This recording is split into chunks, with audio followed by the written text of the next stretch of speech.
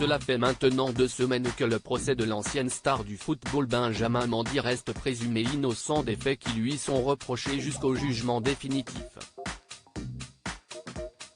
Le procès a débuté du côté de Chester, pas très loin de Liverpool, en Angleterre.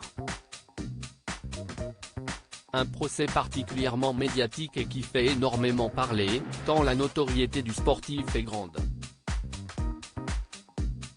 Accusé de 8 viols, une tentative de viol et une agression sexuelle par 7 femmes différentes pour des faits qui se seraient déroulés entre octobre 2018 et août 2021, ce dernier encourt une peine de prison à perpétuité. Mis sur le banc des accusés aux côtés de celui qui serait son complice, Louis Saha Maturi, aucun lien avec le footballeur Louis Saha, Benjamin Mendy fait face depuis plusieurs jours aux témoignages des plaignantes et certains récits sont parfois très difficiles à entendre. Hier, une 4e femme était entendue par le jury dans cette affaire. La jeune femme, dont le nom n'a pas été révélé pour préserver son identité, affirme avoir été violée par le sportif de 28 ans dans son manoir, situé à l'écart du voisinage et qui fait l'objet de beaucoup d'attention, le 23 juillet 2021.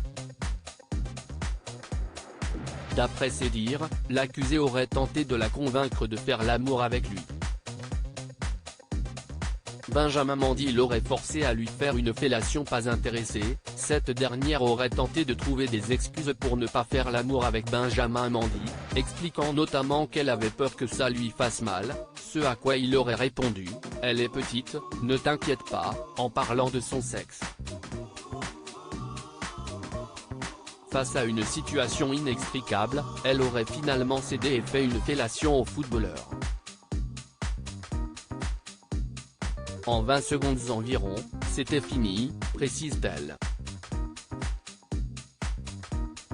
Une fois la chose terminée, le champion du monde aurait retiré son haut et serait monté à l'étage. La plaignante se serait alors sentie sale et honteuse, avec l'envie de prendre une douche, tandis que Benjamin Mendy aurait continué à lui envoyer des textos les jours suivants. Elle a finalement décidé de porter plainte après avoir eu vent du premier témoignage d'une autre victime.